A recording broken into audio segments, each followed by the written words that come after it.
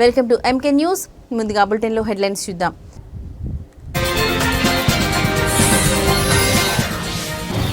రాహుల్ గాంధీ సంచలన వ్యాఖ్యలు. మహారాష్ట్ర, హర్యానా ఎన్నికల్లో అక్రమాలు జరిగాయని ఆరోపణ.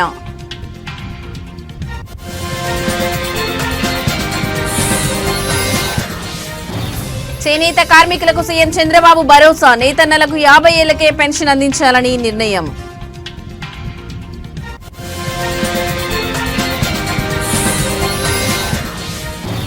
ఆసిఫాబాద్ రేషన్ కార్డుల పంపిణీలో రగడ. కాంగ్రెస్ నేతపై బాటిల్ విసిరిన ఎమ్మెల్యే కోవ లక్ష్మి.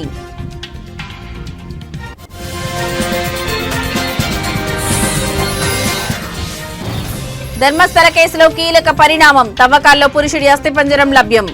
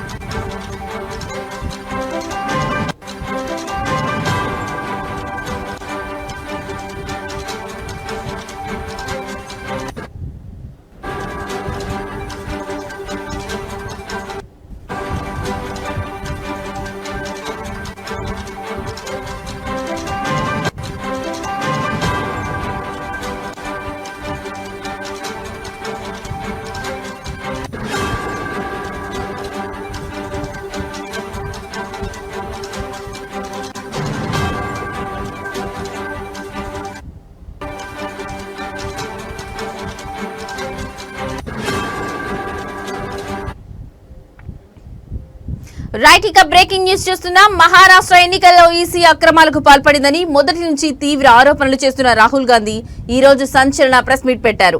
ఢిల్లీలోని ఇందిరాభవన్ లో ఓట్ చారో హై అంటూ ప్రెస్ మీట్ ఏర్పాటు చేశారు. ఈ ప్రెస్ మీట్ లో ఈసీకి వ్యతిరేకంగా అనుబాబు లాంటి సాక్ష్యం ఉందని, మహారాష్ట్ర ఎన్నికల్లో ఈసీ అక్రమాలకు పాల్పడిందని, బీజేపీ కోసం ఓట్లను ఈసీ దొంగిలించిందని చెప్పుకొచ్చారు. అలాగే మహారాష్ట్ర ఎన్నికల్లో సాయంత్రం 5 గంటల తర్వాత చాలా ఓట్లు పోలయ్యాయని ఆరోపించారు. ఎగ్జిట్ పోల్స్ కు ఫలితాలకు చాలా తేడా ఉందని రాహుల్ గాంధీ మరోసారి ఆరోపించారు. మహారాష్ట్రలో గెలిచేందుకు 40 లక్షల డూప్లికేట్ ఓట్లను చేర్చారని ఈ సందర్భంగా రాహుల్ గాంధీ ఆరోపించారు.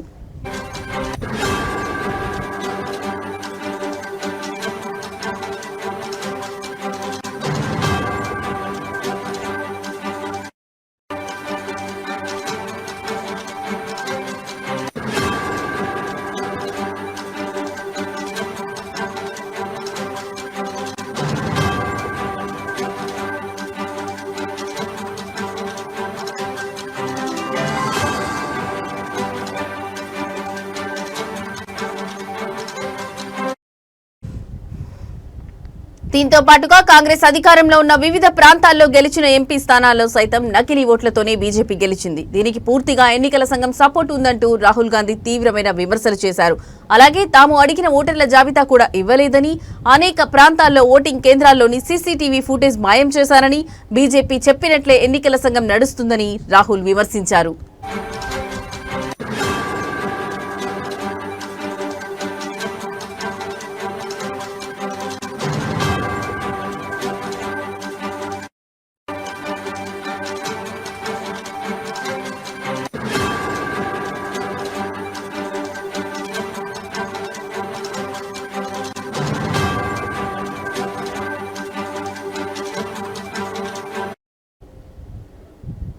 రైట్, ఇక బ్రేకింగ్ న్యూస్ చూస్తున్నాం. మహారాష్ట్ర ఎన్నికల్లో ఈసీ అక్రమాలకు పాల్పడిందని మొదటి నుంచి తీవ్ర ఆరోపణలు చేస్తున్న రాహుల్ గాంధీ ఈ రోజు సంచలన ప్రెస్ మీట్ పెట్టారు. ఢిల్లీలోని ఇందిరాభవన్ లో ఓట్ చోర్ హై అంటూ ప్రెస్ మీట్ ఏర్పాటు చేశారు.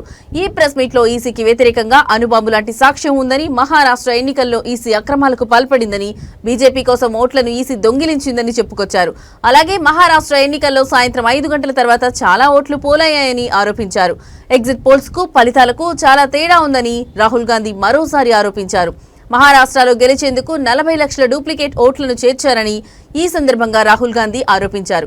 దీంతో పాటుగా కాంగ్రెస్ అధికారంలో ఉన్న వివిధ ప్రాంతాల్లో గెలిచిన ఎంపీ స్థానాల్లో సైతం నకిలీ ఓట్లతోనే బీజేపీ గెలిచింది. దీనికి పూర్తిగా ఎన్నికల సంఘం సపోర్ట్ ఉందంటూ రాహుల్ గాంధీ తీవ్రమైన విమర్శలు చేశారు. అలాగే తాము అడిగిన ఓటర్ల జాబితా కూడా ఇవ్వలేదని, అనేక ప్రాంతాల్లో ఓటింగ్ కేంద్రాల్లోని సీసీటీవీ ఫుటేజ్ మాయం చేశారని, బీజేపీ చెప్పినట్లే ఎన్నికల సంఘం నడుస్తుందని రాహుల్ విమర్శించారు.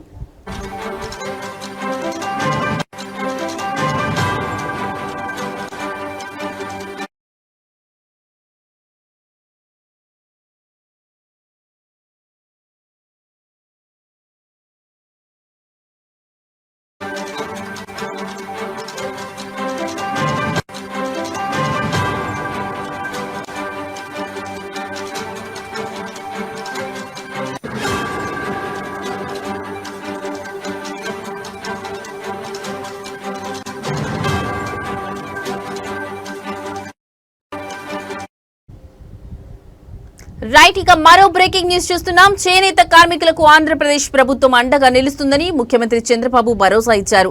కార్మికుల సంక్షేమానికి కట్టుబడి ఉన్నామని స్పష్టం చేస్తూ వారికి 50 ఏళ్ల వయసు నుంచే పెన్షన్ అందించాలని నిర్ణయించినట్లు కీలక ప్రకటన చేశారు. నేతన్నలు చిన్న వయసులోనే అనారోగ్యాల బారిన పడుతున్నందునే ఈ నిర్ణయం తీసుకున్నామని చెప్పారు. భారతీయ సంస్కృతి సంప్రదాయాలకు చేనేతలే ప్రతీకలని ముఖ్యమంత్రి కొనియాడారు. వారి ఆరోగ్య సమస్యలను దృష్టిలో ఉంచుకుని పెన్షన్ వయసును తగ్గించినట్లు వివరించారు.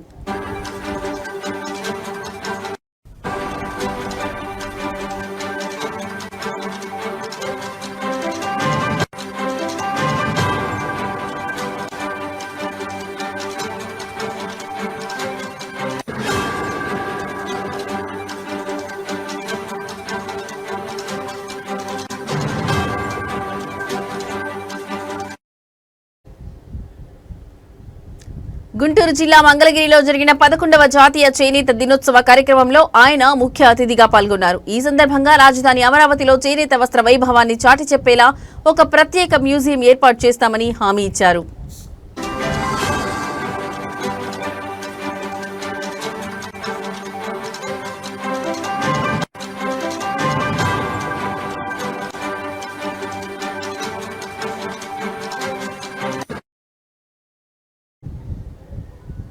వ్యవసాయ రంగం తర్వాత అత్యధిక ఉపాధి కల్పిస్తున్న చేనేత రంగానికి తమ ప్రభుత్వం ఎప్పుడూ మద్దతు ఇస్తుందని తెలిపారు. గతంలో 55,500 మంది కార్మికులకు 27 కోట్ల రుణాలు అందించామని, 90,765 కుటుంబాలకు 100 యూనిట్ల వరకు ఉచిత విద్యుత్ సౌకర్యం కల్పించామని గుర్తు చేశారు.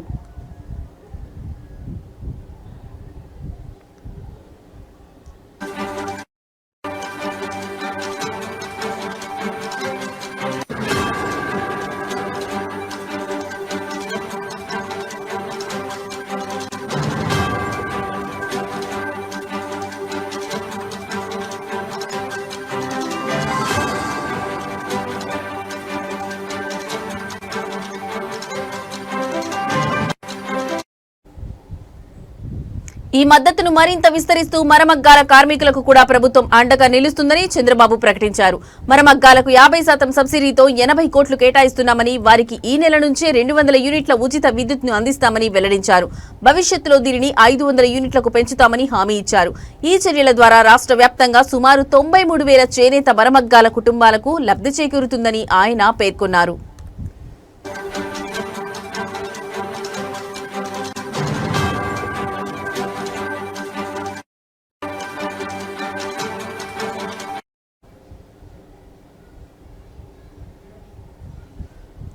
ఈ కార్యక్రమంలో మంత్రులు నారా లోకేష్, సవితతో పాటు పలువురు ప్రజాప్రతినిధులు, చేనేత సంఘాల నాయకులు, కార్మికులు పెద్ద సంఖ్యలో పాల్గొన్నారు.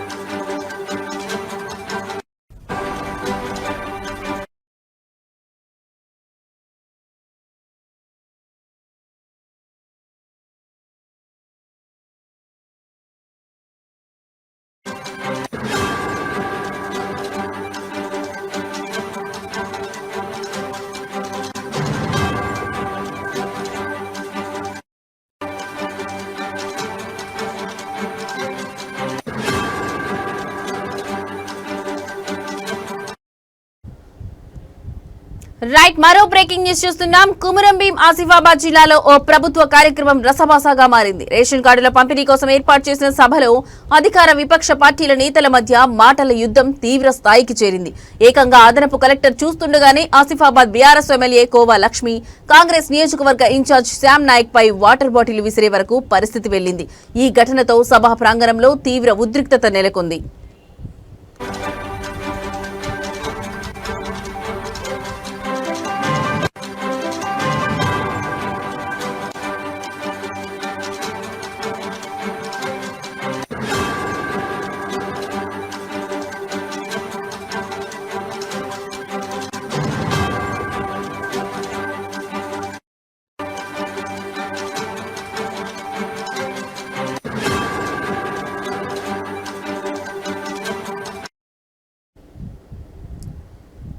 జిల్లాలోని జంకాపూర్లో కొత్త రేషన్ కార్డుల పంపిణీ కార్యక్రమాన్ని అధికారులు ఏర్పాటు చేశారు. ఈ కార్యక్రమానికి అదనపు collector David, MLA khoa Lakshmi, Congress నేత శ్యామ్ నాయక్ హాజరయ్యారు.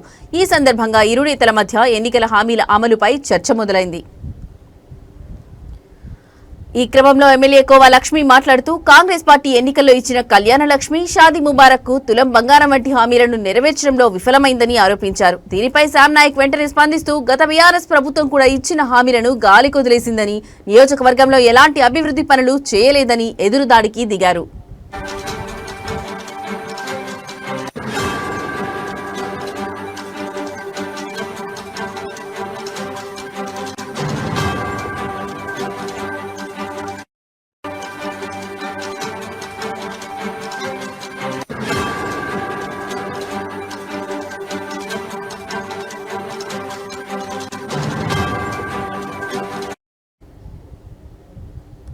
ఈ ఆరోపణలు ప్రత్యారోపణలతో ఇద్దరి మధ్య మాటల యుద్ధం ముదిరింది. శ్యామ్ నాయక్ వ్యాఖ్యలతో తనను అవమానించారని భావించిన కోవా లక్ష్మి తీవ్ర ఆగ్రహానికి గురయ్యారు. ఆవేశంతో తన ముందున్న వాటర్ బాటిల్ తీసి ఆయన పైకి విసిరారు. ఊహించని ఈ పరిణామంతో సభలో ఒక్కసారిగా గందరగోళం నెలకొంది. వెంటనే అధికారులు జోక్యం చేసుకుని ఇరు వర్గాలను శాంతింపజేశారు.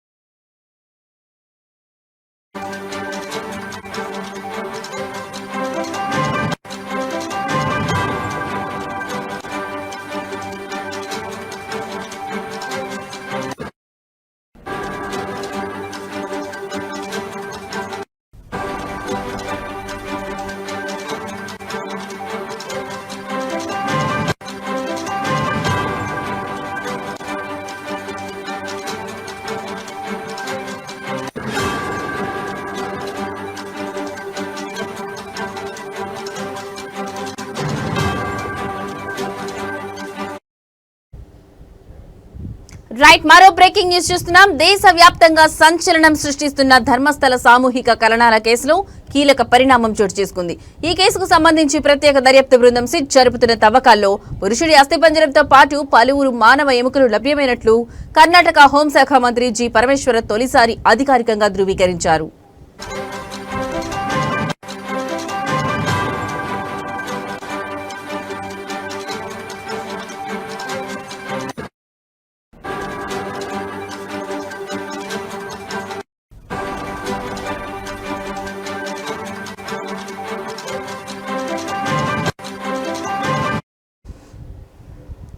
గురువారం నాడు బెంగళూరులో విలేకరులతో మాట్లాడిన హోంమంత్రి పరమేశ్వర ఈ కేసుకు సంబంధించిన వివరాలను వెల్లడించారు. ఒక గుర్తు తెలియని వ్యక్తి తాను 13 ప్రాంతాల్లో మృతదేహాలను పాతిపెట్టినట్లు ఫిర్యాదు చేశాడు. అతని వాంగ్మూలం ఆధారంగా సిట్ బృందాలు ఆ ప్రాంతాల్లో తవ్వకాలు చేపట్టాయి. 6వ ప్రదేశంలో ఒక పురుషుడి అస్థిపంజరం దొరికింది. దీంతో పాటు మరో కొత్త ప్రదేశంలోనూ కొన్ని ఎముకలు లభ్యమయ్యాయి. లభ్యమైన అన్ని అవశేషాలను ఫోరెన్సిక్ సైన్స్ లాబొరేటరీకి పంపారు అని ఆయన స్పష్టం చేశారు. 13వ స్థానంలో మాత్రం ఇంకా ఏమీ దొరకలేదని ఆయన తెలిపారు.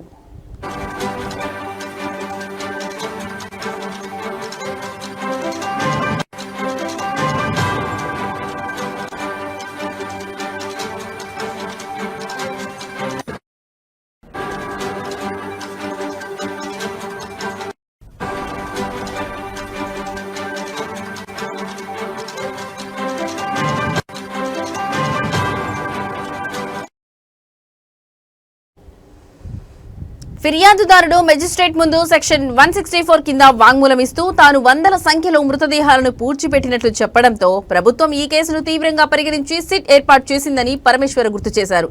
దర్యాప్తులో ప్రభుత్వం ఎలాంటి జోక్యం చేసుకోదని, శాస్త్రీయంగా సాంకేతిక పరిజ్ఞానంతో నిజానిజాలు నిగ్గు తేల్చాలని సిట్కు పూర్తి స్వేచ్ఛనిచ్చామని ఆయన వివరించారు.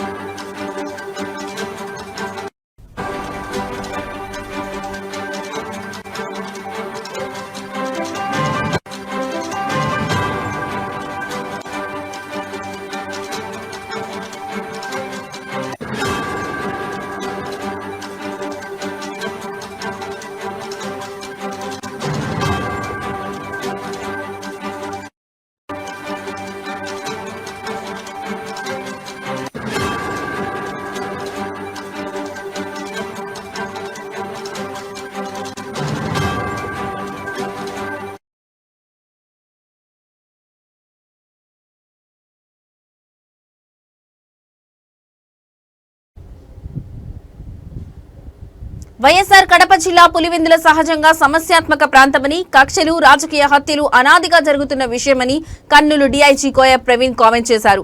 ఎన్నికల ప్రచారం కోసం రాజకీయ పార్టీలు జోన్లుగా విభజించి వాళ్లకు తగిన సూచనలు చేశామని డీఐజీ ప్రవీణ్ అన్నారు. ఒక పార్టీ ప్రచారం చేస్తున్న సందర్భంలో ఇంకో పార్టీ అక్కడ వెళ్లకూడదని స్పష్టంగా చెప్పామన్నారు. కానీ నల్లగుండువారి పల్లిలో జరిగిన ఘటన పోలీసులు అనుమతించని గ్రామానికి కాకుండా వైసీపీ నేతలు వెళ్లారని ఆయన పేర్కొన్నారు. ఇటీవల టీడీపీలో చేరిన నాగేంద్రరెడ్డి ఇంటికి వైసీపీ నేత రామలింగారెడ్డి, ఎమ్మెల్సీ రమేష్ యాదవ్ వెళ్లారని, నాగేంద్రరెడ్డిని బెదిరిస్తే కార్యకర్తలు ఆవేశంకు గురై ఈ దాడి చేశారని టీడీపీ నేతలు చెబుతున్నారని తెలిపారు. ఈ ఘటనకు సంబంధించి పూర్తి వివరాలు సేకరించాల్సి ఉందని కర్నూలు డీఐజీ ప్రవీణ్ వెల్లడించారు. చిన్న హ్యామ్లెట్స్ అంటే మరి హ్యామ్లెట్స్ ఉన్నాయి. సో మొత్తానికి కానీ 9 ప్రదేశాల్లో మొత్తం 15 పోలింగ్ బూత్లు ఉండడం జరిగింది. దీన్ని 3 రూట్లుగా రెవెన్యూ యంత్రాంగం దీన్ని విభజించింది. సో అందులో భాగంగానే ఈరోజు ఇక్కడికి వచ్చి మొత్తం ఆ రూట్లన్నీ కూడా మనం పరిశీలించడం జరిగింది.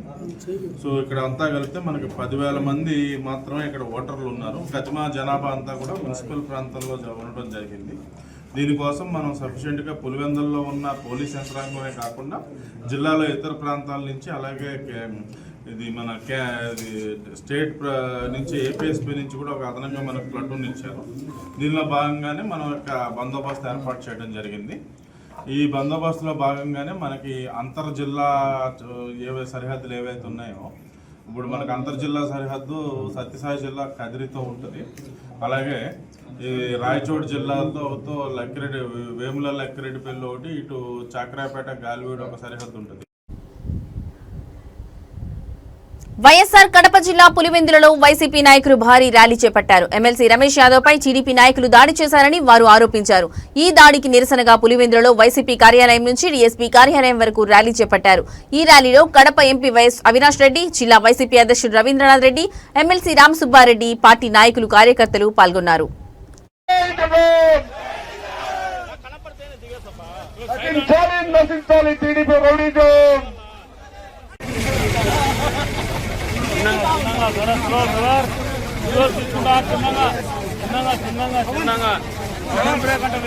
ఇబ్బంది గురవుతారు.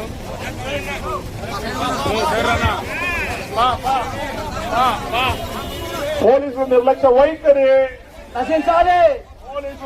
పోలీసుల నిర్లక్ష్య వైఖరి పోలీసుల నిర్లక్ష్య వైఖరి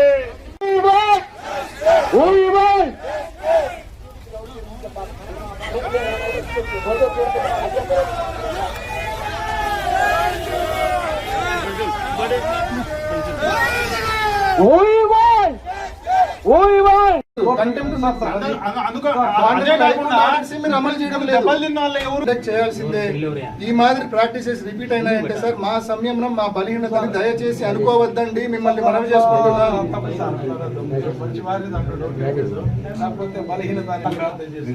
రేపటి నుంచి చెప్పిన ప్రకారము జరగబోయే ప్రతి నేరానికి పోలీసులు ఏమి గ్యారెంటీ ఉంటారని నేను అనుకోను. ఎందుకంటే మీకేం కాలజ్ఞానం తెలియదు, ఊహించగలుగుతారు. నేరం జరగకుండా మీరు జాగ్రత్తలు తీసుకోవడం మీ బాధ్యత. ఇక్కడ నా బాధ ఏంటంటే నిన్న ఎవడు కిరికిరి భాష అనేవాడు, విజయ్ కుమార్ అనేవాడు ఎవడైతే దాడి చేసి పుట్టినాడో హత్యా ప్రయత్నం చేసి. ఇవి ఇప్పటివరకున్న బులెటిన్ అప్డేట్స్. నమస్కారం.